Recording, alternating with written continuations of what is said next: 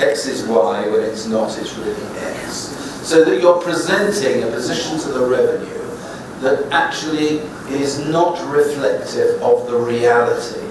Now, if you do that deliberately and dishonestly, you're effectively lying to the revenue authority.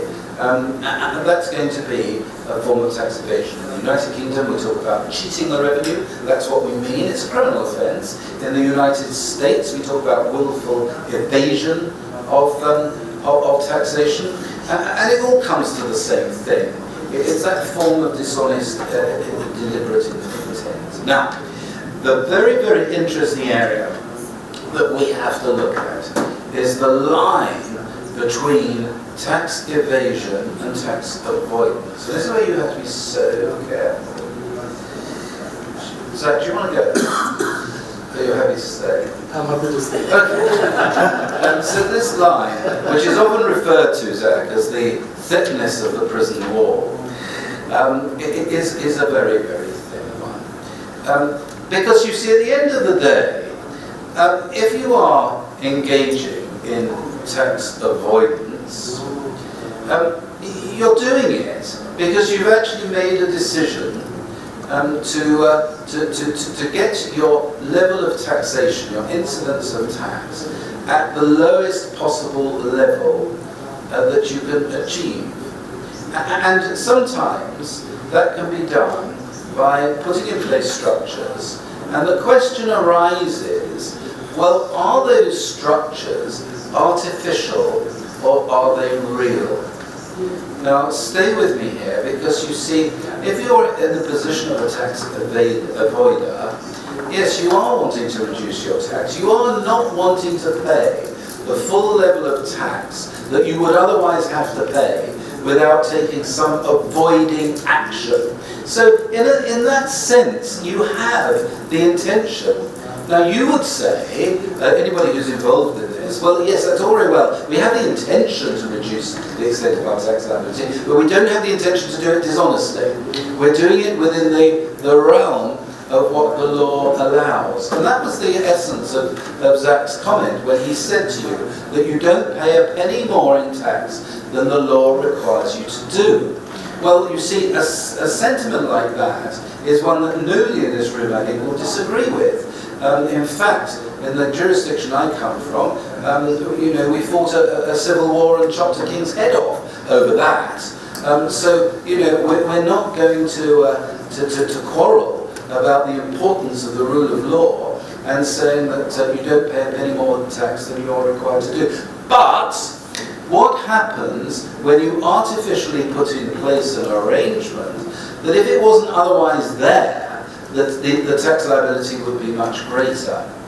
Now, we then have to, at that point, so hold that, we then have to go to the next level and say, actually, there's a subcategory here of tax avoidance.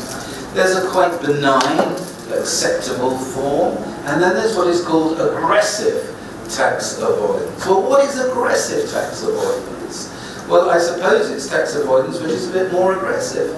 It's a tax avoidance where you are taking extensive steps which are artificial.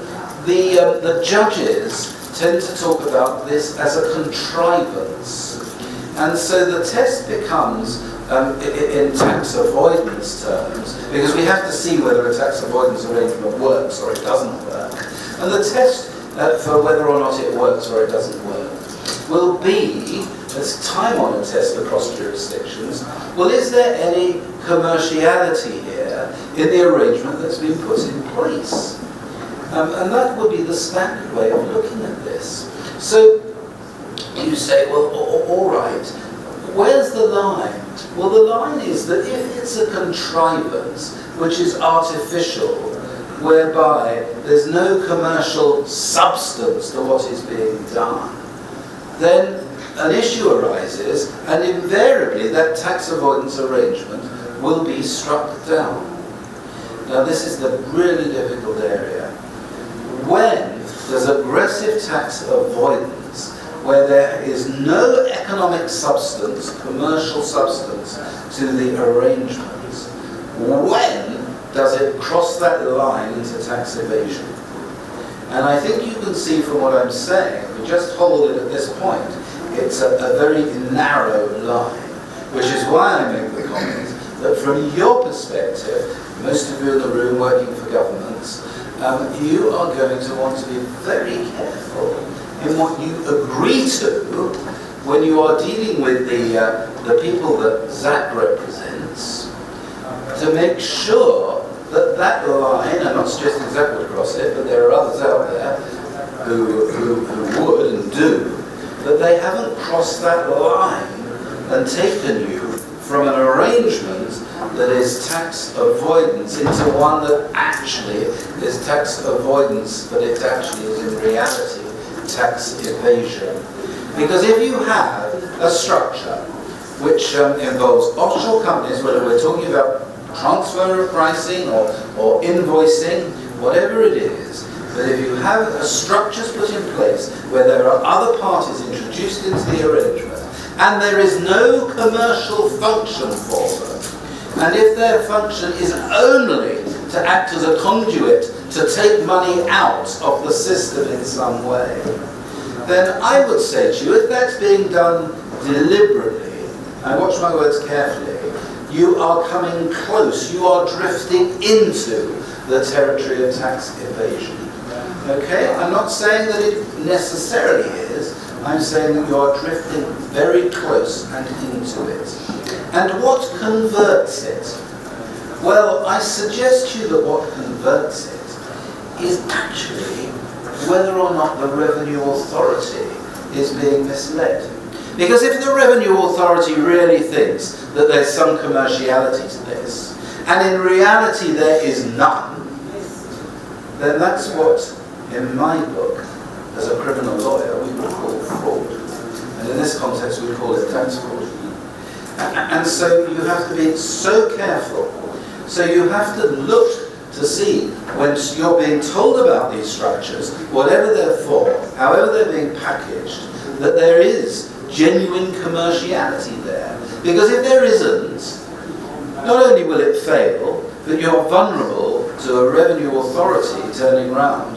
Well, as a government, you would be faced with, in any action, an unenforceable contract, because it would be tainted. And then you know what will come next, don't you? Of course, the allegation of money laundering. Well, as night follows day. If something is actually tainted as a tax evasion, it means there's criminal proceeds there. It means that there's going to be a money laundering. So no court, no arbitrator is going to implement that sort of an order in that sort of case, where, particularly where a government has been maybe complicit in that. And the question is, do you as a government become, as officials, do you become complicit if you know that that's what's happening?